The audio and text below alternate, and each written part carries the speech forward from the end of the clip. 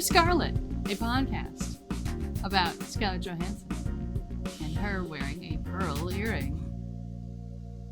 There you go. With what I think they said on Wikipedia, an Oriental style headdress. Oh, I have no idea. I did not look. I did not do any research into the painting itself at all. Oh yeah, absolutely none. So I'm going to say you're correct. Yeah. Yeah. All I know is that they said this movie probably didn't happen. No, yeah. It really didn't. It looked like this movie is based off a book, and the book is based off of a minor amount of information they were able to get about the artist. Yeah, so there's nothing about the girl. This probably didn't happen. That's okay though. So welcome to Behind the Hype. With me, host as always, Brian Dressel. With me as always, Chewy Darso. Hello. And Jonathan Hardesty. Pearls. If you cannot tell by our general tone, I don't think any of us were big fans this week again. It's fine. I feel like I've done Scarlett wrong. We just started with the movies. We just started with the first two. Oof. Well, I would watch Rough Night again if I had to choose between this and that one. That's not a ringing endorsement. But that's okay. We'll get there. I actually didn't mind this movie. It's not fine. It's just a drama. It's just it is really boring. But that's okay. We'll get there. Because first, we actually have some, I think we have some, Where Have They Been Doings? I know I do. John, did you have one? Yes, I did. I do. Okay. So I'll go first.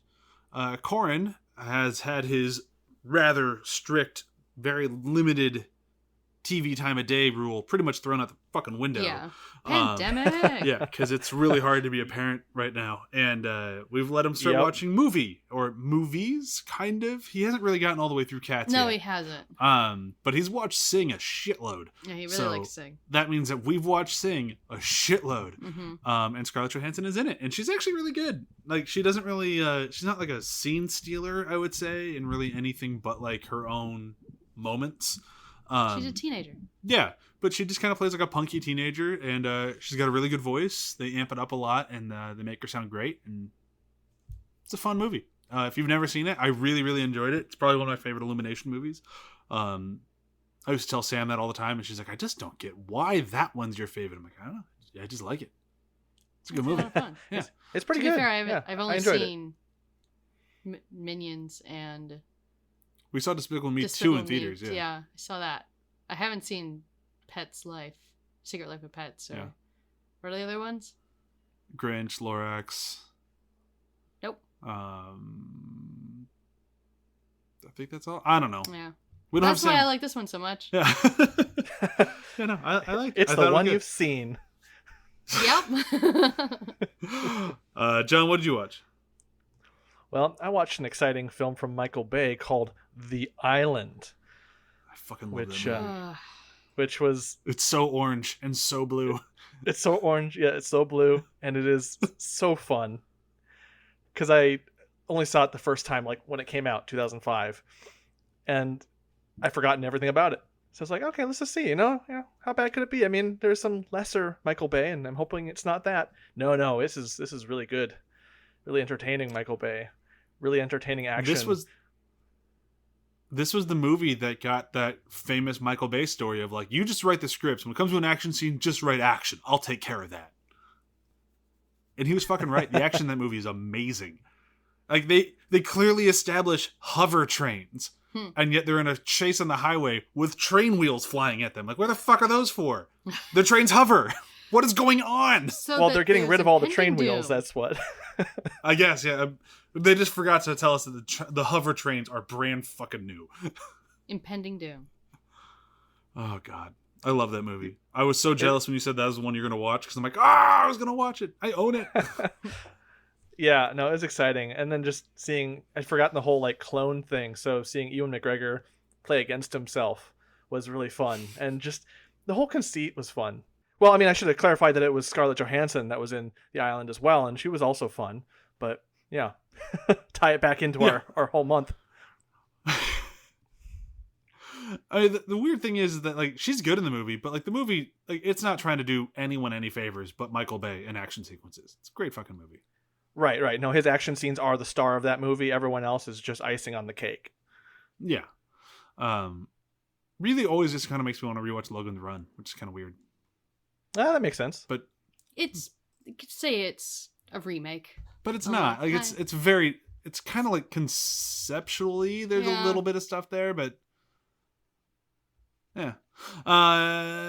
Okay, so week 2, Scarlett Johansson month.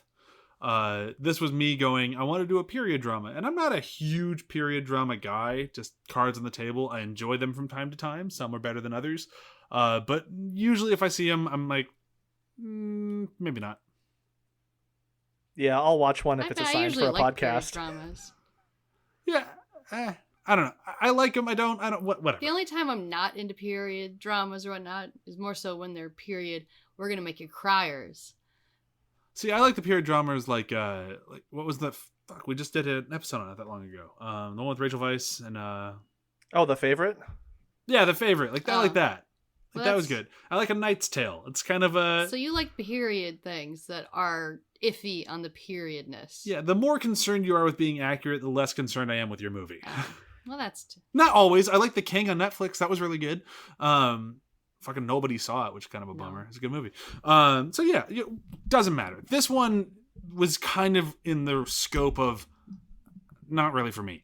And maybe I should have thought about that more when I chose it for this, because the reviews in this movie were very good. Like across the board. Oh yeah. Glowing reviews all across the board. Yep. Yeah, people really liked it. And that's kind of why I picked it over the other what girl? The other Bolin girl or Bolian girl? Yeah, the other one that she was in. Like, and I was like, between the two, this one had the better reviews, so it's probably the better movie. The Bolin girl. Or is it the other Bolin girl? It's the other something. I don't know. I didn't watch it. It's not the main one. It's just the other one. It's a bunch of women trying to get pregnant and not murdered. Right. So I just went based on reviews, and this did not pan out the way that I was hoping. Yeah, that one has got a lot more action in it and a lot more sex. Yeah, a lot more sex. Well, most movies have more sex than this movie. This just I think Scarlett was great in it, and I think there's a lot of good stuff in it, but I did not have a good time watching it.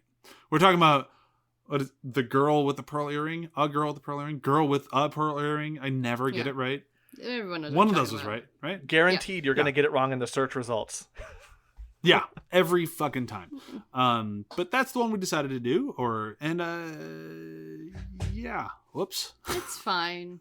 I am not into those mouth agape longing face movies. That's what this is. It kind of made, like Brian said, it kind of made me think about Twilight. Oh my god. So you think he's hot. So you think she's hot. So just fuck or don't. This longing is driving me insane. Stop touching her lips. Oh, that's so weird in every movie. Who does that? Who's into that? Lots of people are into it. It makes sense, but this I'm sure it would make a killing on YouTube. Is not good. Touching videos. It just I just hate it when I'm looking at Scarlett Johansson and I'm like, this is not your normal face. I know that the director told you to be like, all right, you're a mouth breather now. You're a mouth actor now too. Ugh. But that's the thing, is like I actually think she did a really good job with what she had here. Like she's still pretty young in her career here. This was not when she's the A-lister that she is now. Like these were some of those movies that transitioned her to that status. Yeah. Maybe as like an art person, I'm just annoyed because when I look at the actual portrait of the girl with the pearl earring, she's got a little whimsy in her eyes. It looks almost like she's smiling a little bit, like she's having fun with you. She's looking at you. She's whatever. She's got a lot of personality. Yeah. And then when enough to make write a book about or make a movie about. Yeah. Like it gives you that sort of mystique that you want to explore further in something. And Scarlett Johansson, she gave a great performance, but the character they made, some morose motherfucker. Yeah, she doesn't look like she's having fun ever. She definitely is not going to have fun with you. No, she didn't have fun with Cillian Murphy. She didn't have fun anywhere. Yeah. No, she did the first time she was like haggling over freshness of meat. Yeah. You could see she kind of like, yeah. And she had a brief moment when she was going to play with the master's kids by making a reflection on the wall, and then they turned into cats for a moment. Oh, yeah. And then they turned on her. And then they got mad at her because their dad got mad at them. Yeah, and that just sticks the rest of the movie. Yeah, then she doesn't seem to have fun again after that. No. We should probably do a quick breakdown of the movie before we go way too far into it. And since I did put us through this one again, I guess I can do it again. This is the very sad-ish, maybe, story of a girl whose dad loses his job because he's in an accident, and she takes a job as a maid in a very famous painter's house who's constantly selling paintings to a guy. And throughout the time working there, the painter's like, I like her. I want to paint her. And then, but does he have other feelings for her? Or does she have other feelings for him? Maybe. They're going to stare at each other a lot. I'm just going to pause for a little while so you can understand what it's like. This is them staring at each other right now. It's happening. Or maybe about to touch each other. No, don't. Their hands touch for a second. Oh God. Oh no. Oh God. That's too much. No. Oof. Things were getting leave room. We're getting 6 steamy. feet away. You need to leave room 6 feet for Catholic Jesus, which means it's more than an arm's length apart. It's more like other side of the room. That's Jesus with like machetes, like his hands away. So anyhow, that's the very beginning. No, I'm not. I'm still in the breakdown here. Okay. We took a little. We got bored during the staring, and we went on a sidetrack. Like I knew we would. How do you think I feel? I can't even see you guys. I've just been staring at this recording screen. Anyhow, so she gets painted by him wearing his wife's jewelry, which is probably a bad fucking idea, and then it turns out it was, and she lost her job, but that's fine, I guess. 'Cause she can't read. Yeah. The timing on that was so weird. That's fine, I guess, because she can't read. What a diss. You got her. Take that, Grit. Yeah, her name's Grit. Or Greet? Greet. Greet, yeah. It was not an attractive name. Ah. But yeah, that is watching a girl with the pearl with the pearl tattoo. I'll tell you what, the girl with the earring tattoo. Our file system this week is called Girl Dope Ear Bling. I thought that was pretty accurate. The pandemic is not doing anything good for our brains. Or go back and listen. No. It's like, my God, we were fucked up on staying inside. Who knew indoors was such a bad plan? Who knew indoors was such a fucking drug? It is a downer, that's for dang sure. We need some uppers in here. Whew. This movie was not that. No, this movie's. I mean, the thing is, I might have been able to enjoy this movie more if I wasn't, confined. I just think the movie, it might have been better in like a theater, maybe. Like if you're going to the art house, to an art house theater, expecting that sort of thing. It might have been like, oh, I kind of like the quiet foreign film. Like I get it. Like, there's definitely an audience for it. For me, it's just like even halfway through the movie, I made the joke. I'm like, this is the girl with the pearl earring and two dudes in bad wigs. Like it's just, the movie just has cracks all over it that if you're kind of bored, you just start, cracks, loose threads, whatever you want to call them. But like when you start getting bored, you get stuck in something and you just start ripping the movie apart. And that's, for me, that's not good in any situation. Because there's two things in this movie. There's lecherous men and there's embattled women or whatnot. None of the women are friends. None of them. You think for a moment Scarlett Johansson and like the boss or the higher up maid kind of were friendly. Teneki, I think. Yeah, they were friendly. Yeah, I guess they were not friends. No, that got made very apparent. Yeah. And the men just want to have sex with her. All of them. Well, the painter, I'm forgetting everybody's names. The painter wanted to paint her more. Well, the painter / Colin Firth, who does not work for me as a chaotic artist type. No. He is... he's proper. He's very proper.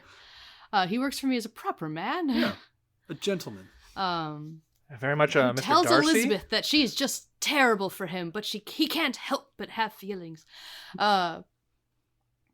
So... I lost my train of thought. You're talking about how he doesn't work for you as a... Yeah, sorry. I was thinking about Pride and Prejudice. And you just got lost in a better movie. Because he's so good in that. See, that's the point, too. Like, that's the point. You can get lost in him for that movie, or for that show. But his main attraction... His main attraction to her, Greet, ScarJo, is that she has an eye for art. They make that very apparent. I appreciate how they show that she has an artistic eye. She understands composition, she understands color, motivation, all of it. It comes naturally to her. And that is something he doesn't get from his wife. He has sex with his wife a lot. She keeps getting pregnant. People make comments about it. Yeah. Like, so fucking keep it in your pants, dude. She just gave birth. He loves his wife, but his wife does not stimulate him intellectually, and Greet does. So I mean, she kind of dodges a bullet if you think about it. Like, who wants to give birth to that many kids? I mean, women back then had no choice, and especially because they're Catholic. Oh God, that's even worse. Oh, that was one of the things I was trying to bring up at the beginning of this movie. The first conversation we get between Greet and her mother is her mother telling her, just be careful when the Catholics are praying. You don't have to listen to what they say. And I'm like, what do they say? What kind of prayers do these Catholics have?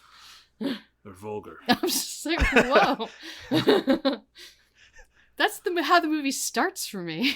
And that's kind of my level of curiosity throughout the majority of it. Yeah, no, when they said that, when they said, like, don't listen to the Catholic prayers, I'm like, why? And that was, like, more interesting to me than the remaining minutes of the movie. Yeah. Because it's like, what the heck? Like, there's a general order of prayers and how they're structured. No one's like, and sacrifice the bunny and punch women in the face. Like, that's not how those go.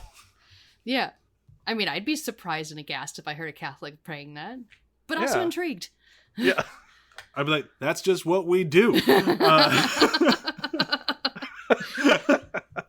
a very odd order of service. I would be curious to read this book. I mean, like, was the book just more effective when you can get everyone's internal dialogue? Because as a movie, it just seemed shallow to me. Because again, it's just dudes not being fulfilled in their desires and women not being friends. That's just the movie. And for a movie about art too, it didn't seem very artistic. I don't know. It felt flatter than the compositions he was painting. It was artistic in almost a desperate way. See, this is where I'm going to differ from both of you. I liked what it did. Like, I liked the desperate, as Chewy's going to call it, thing of how the movie tried to recreate paintings throughout the whole thing. It's just they recreated it through going into post and just amplifying the colors. They still had the right layout. They still had the right costumes. Like, they did their research. Like, especially like the maid in the doorway at the end of the movie. Like, it's a very good painting. It's a very good painting, and it was spot on. Like, it was just right there. Like, I kind of liked that. Like, that was. But that was near the end. But they did it throughout the whole movie, and like you caught it every time. And it's like, I get what they're doing. It's a little cheesy, but at the same time, they clearly put a lot of work into it, and I can appreciate that. Yeah. That for me, I thought was the highlight of the movie, because it's like, oh, it's something different. I don't see any other movie trying this. I guess for me, it was more like the reasons why you liked the. For me, I think it's kind of like what you were saying earlier about The Favorite, just like how like they're not quite period accurate, but they're stylish. There's a style to them. And with this desperation, I don't know, it just, sure, they got accurate, but in being accurate, it wasn't that interesting. And I don't know how else to explain it other than that just, they got it right, but, It's just the saturation was too much for me. Yeah, they way oversaturate a lot. It was like, it was almost kind of like a Michael Bay movie. All right, yellows and blues. There was one point when there was her and Cillian Murphy were out on the date where he makes his move on her. And we just watched him like, I think the sun is 10 feet away from the planet right now. Oh, he better make it move. They're going to die. The entire sky is just a beam of white. Just... Oh, and it's winter now, so everything is indigo. Right. And then they don't do the color saturation in like the right time when they're mixing the colors. And you're like, hey, you know what? That lapis needs to really pop. No, that's not. Let's like desaturate that. Like, how are her sores on her hand like more colorful than the colors they're painting with? It was just weird choices. There's no Neosporin back then. That's true. Those were just infections all over her hands. Yeah, she was a maid. But that's honestly like when we were watching it last night. I having never seen it before. That was when they got into her working with him is kind of where I thought the whole movie was going to be. That was the most interesting thing about the movie. I think that's when both her and Colin Firth were at their best performance-wise. I think that's when the movie was at its best. Like, there's just a lot in there that I thought was really cool, especially trying to just think of, like, the times and knowing that most of this movie might have been made up, apparently, is like, okay, so they're giving this woman probably a bigger role than she actually would have had, but it's still kind of cool that he's relying on her. Like, this is a world-renowned painter trusting a maid he's known for a few days to make his paint for him. That's a huge fucking deal. I don't think he was world-renowned when he was alive. But still, he's making paintings that were amazing. Like, this guy clearly is good. And he's letting somebody else, like some woman he just met, make paint for him. I think that's a really cool thing. And there's Making paint is tedious. Yeah. So maybe he just didn't like to do it. And he's like, well, fuck it. If it turns out good, it turns out good. Give it to the intern. Like, go get my lead white. I'm like, oh God, don't drink that. Why would she? I don't know. Give my lead white. They just cut to ScarJo. Just glug, glug, glug. What? Oh my God, you're going to have so much nerve damage.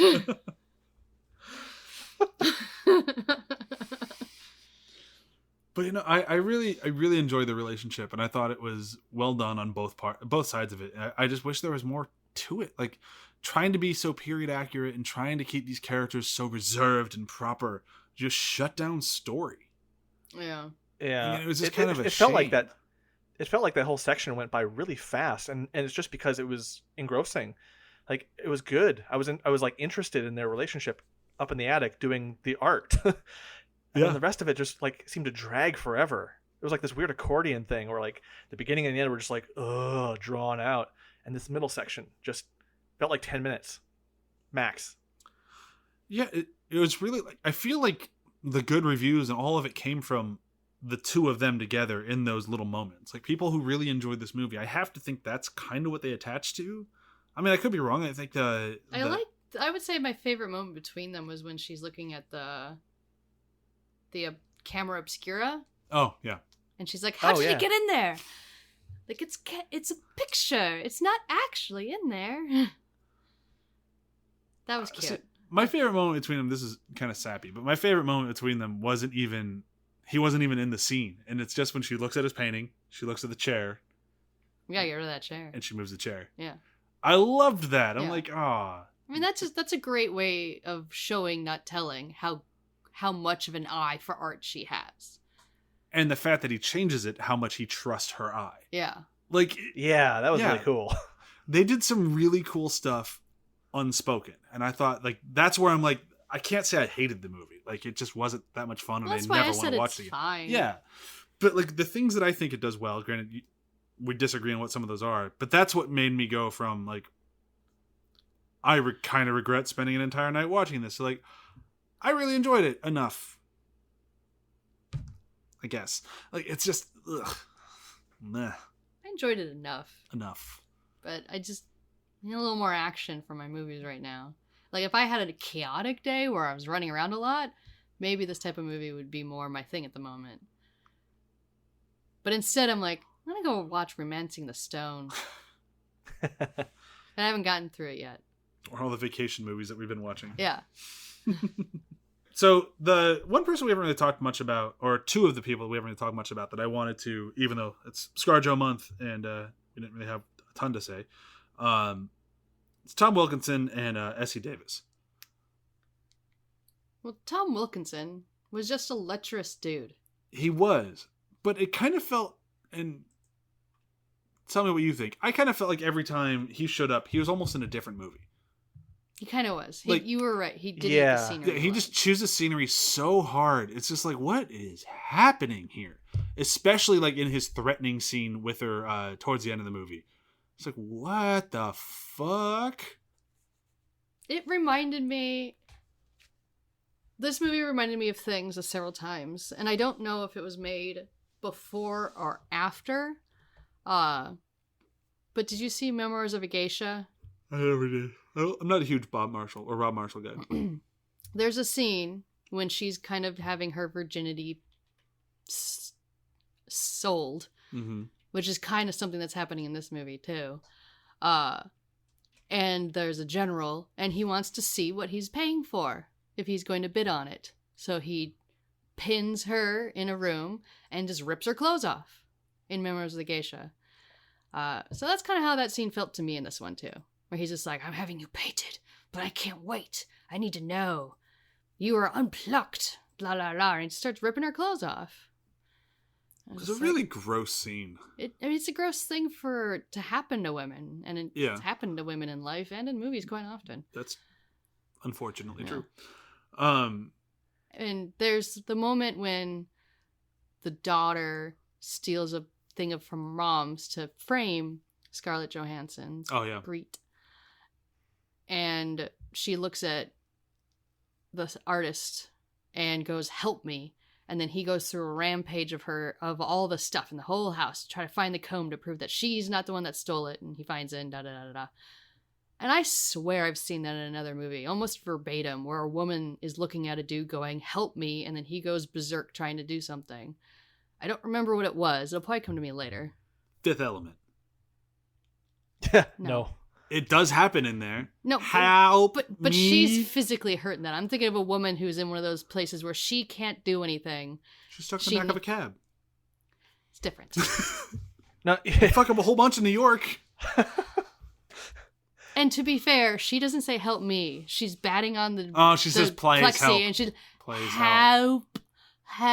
Please help. Yeah. Yeah, that's HAUPP. It's a little different. God, that's such a good fucking movie. Back to this one. Essie Davis.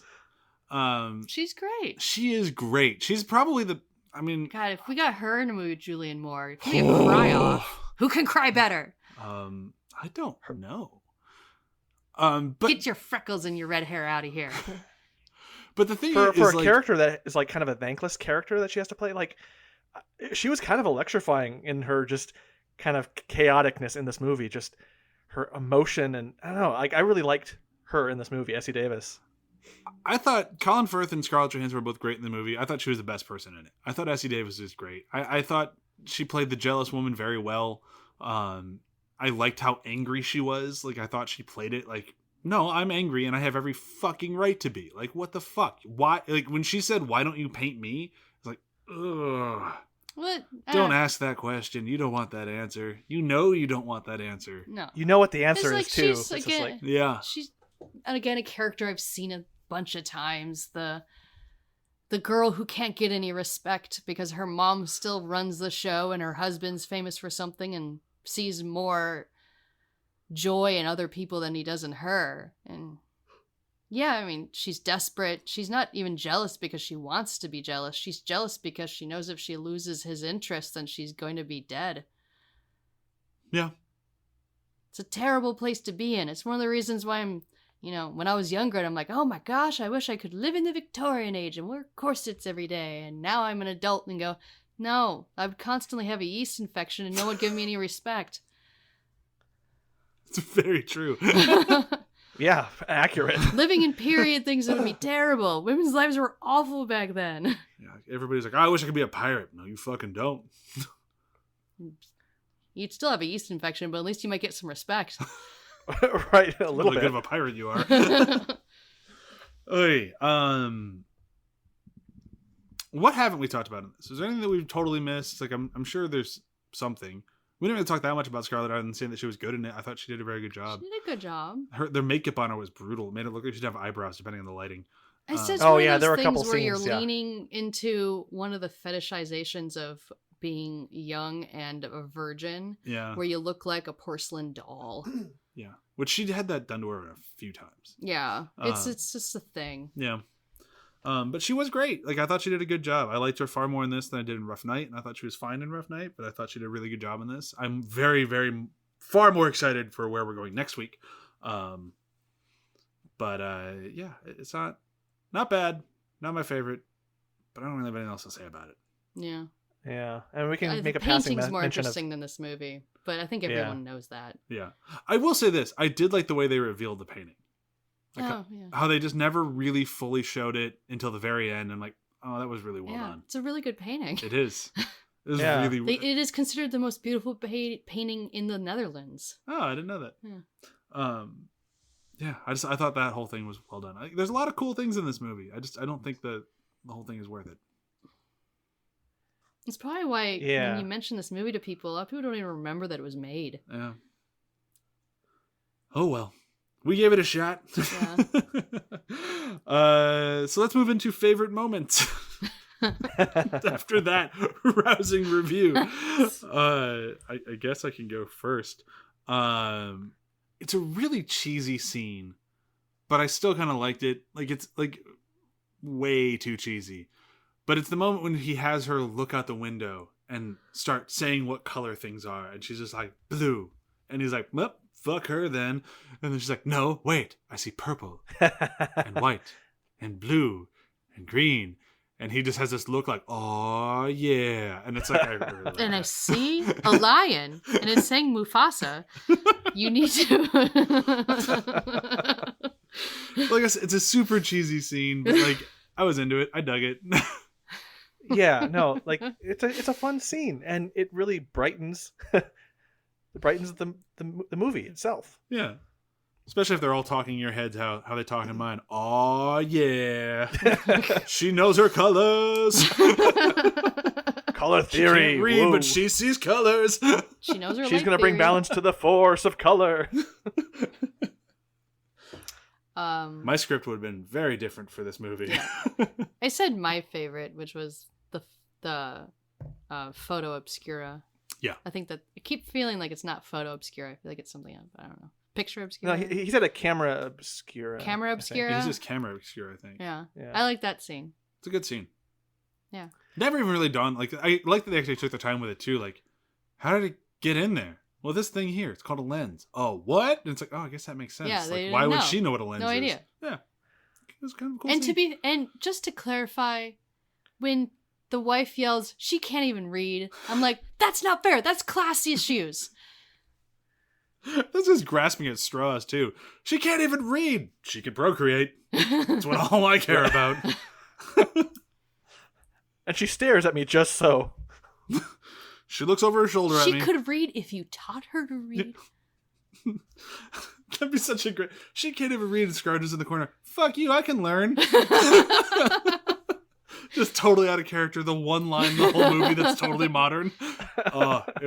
This would have been my favorite movie of all time. Her walk off in that scene was pretty good. It was. It was a bitch see you later walk off. Okay, so the scene for me that is my favorite is close to where Brian's scene was, but when she first sees the flat colors, like the first pass, the painting before all the shading and everything gets in there, and she's like, "What?" This, like, she has this look of like, "This, you're not that good of a painter, are you?" And he has to explain The colors that are wrong. there's what is wrong. He's like, "Well, no, that's just part of it. That's the first part." And similar to the clouds and the color and all that, it's like that moment, that teaching moment, being introduced to artistry. I don't know. I got into it. Apparently, that's the thing I like. So if that sort of scene is in movies, cool. I'm like, oh, cool. Someone's teaching someone else, and they see that initial spark. Cool. So, I guess that's it. We got to do a quick review system, and this will be another one of those of I'm not sure what you'd want to watch with this, but double feature it. What are you gonna watch with? Girl earring. By the way, why did she need both? Do they travel in pairs? I really got to find better movies that Chewie doesn't get so salty with. Like years of After the Hype, she hated like 0 movies. Been doing Behind the Hype for just a few months, and she's like, fucking Final Cut, fucking Girl with the Pearl Earring. I didn't hate Girl with Pearl Earring. Like I said, I would watch this over Final Cut. I would watch most things over Final Cut. The women in here weren't friends, but at least they had a freaking character to play. What do you mean? Mina Savino was great as girl who had sex with Robin Williams. Yeah. She had tons of the nuance. Super moved. And then the other female character is woman who's probably sleeping with her assistant. Total Don't nuance. bring up Final Cut on podcast. Noted. New goal. Find one that's worse than that for Chewie. That'd be tough. And I don't want to be there when she watches it.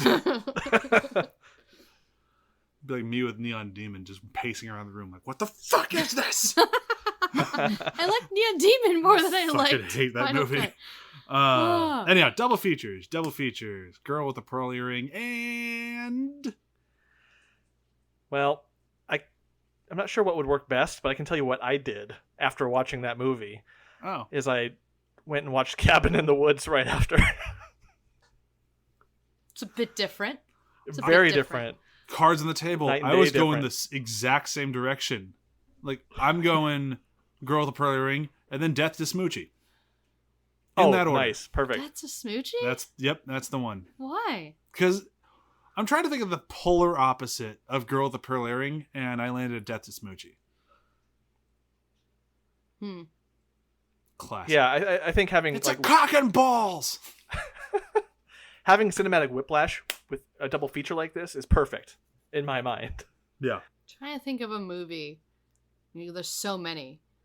When men choose a woman to be their muse. Shakespeare in And Love. then the girl is like, dude, lay off. Oh. Well, the girl doesn't immediately fall in love with him for... Yeah. Oh, that's a lot tougher. Yeah, it's hard. I know I've seen one. Man who's like, oh, girl make me do good stuff. Girl now useless. Oh, plenty of those. I want that script, dude. I mean, we just talked about one of those movies. Exactly. Girl now useless. Movie ends with her just fucking off. Oh, boy. This quarantine's making me very cynical. I mean, these are all things I've thought of in the past. I mean, that's one of the reasons I didn't see... Oh, you don't really like the movie, but 500 Days of Summer. Oh, jeez. But I'm right. You are right. Mm-hmm. It's all from his perspective, and he's an idiot. Yeah, watch it with that movie, because she does eventually go like, dude, I told you I don't like any of this stuff. Yeah. Okay, we're breaking up. I'm very proud of the fact that I got one both that she doesn't like and fit her criteria. Yeah, no, that one works. I'm batting I guess Brian wins this week's podcast. And Autumn just needs to run away. Run away, Autumn. Just leave. As soon as he's staring off somewhere to her left and winking and smiling, she's like, oh, this guy's fucking crazy. What's your name? Autumn. Oh. Huh? I'm gonna leave this fucking dude. Stop talking to you. He just winked at a theoretical camera. I'm out. Oh, boy. Take that, 500 Days of Summer. Okay. 500 Days of that suck. I was going to say I didn't even bother seeing Daniel Day-Lewis's last movie because of that reason. Maybe in the end she ends up telling him to fuck off. I don't know. I'm guessing she doesn't. I didn't see it either because you didn't want to see it, but I'm kind of fine with it. It's one of those like, oh, I want to see that. It looks dumb. Oh, okay. You could look up the ending. Oh, yeah, that is the internet. Is it just about a man who no one understands, but he finds this one woman who could really wear an outfit really well, and he just becomes obsessed with her? Yeah, that's kind of what it looked like. Yeah, that's what it looks like. Oh, boy. So, that was a girl with the pearl earring, or the girl with the fucking girl with the earring. Earring Girl, the movie. Right. And I had totally forgotten that there's 5 movies this month. And I kept thinking that next week was Under the Skin? Under the Skin, and it's not. You have to wait 2 weeks for Under the Skin, because next week we're diving into a gem.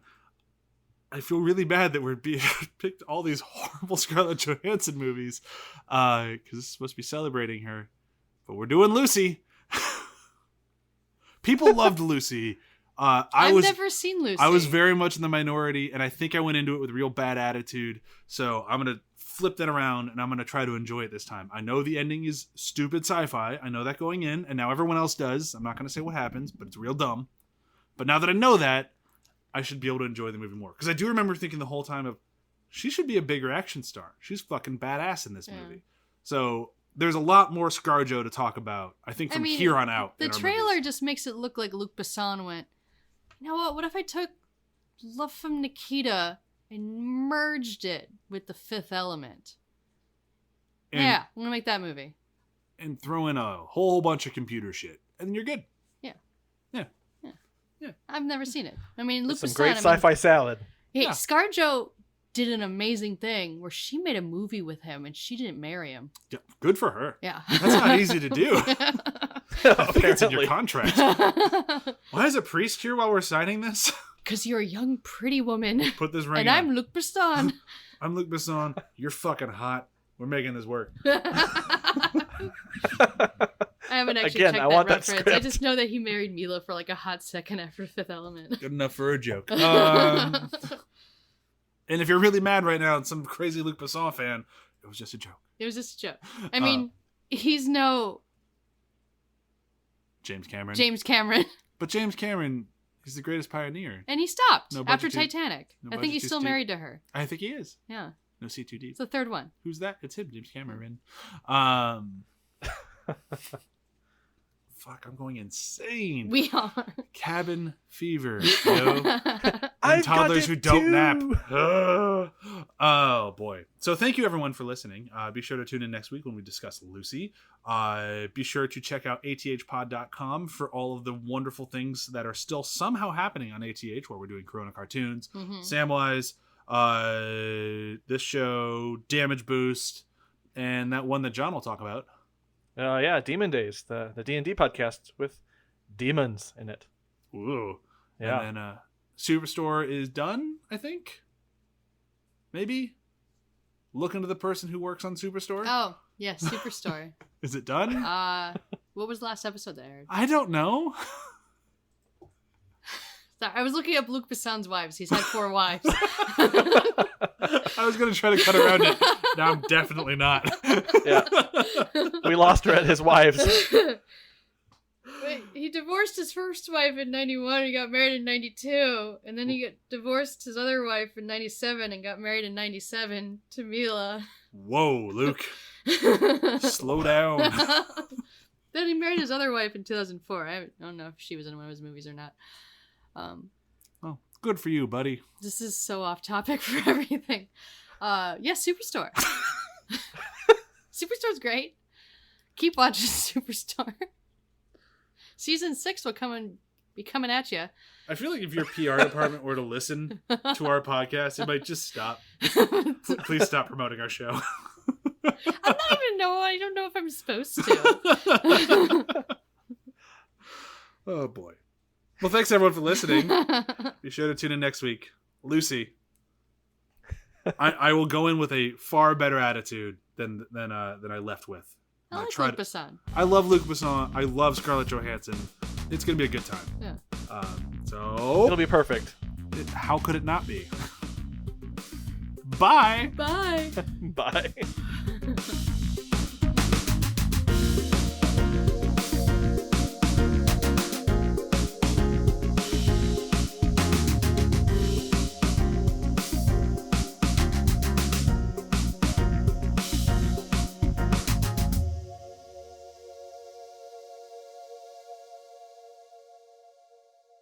See you later, bozos.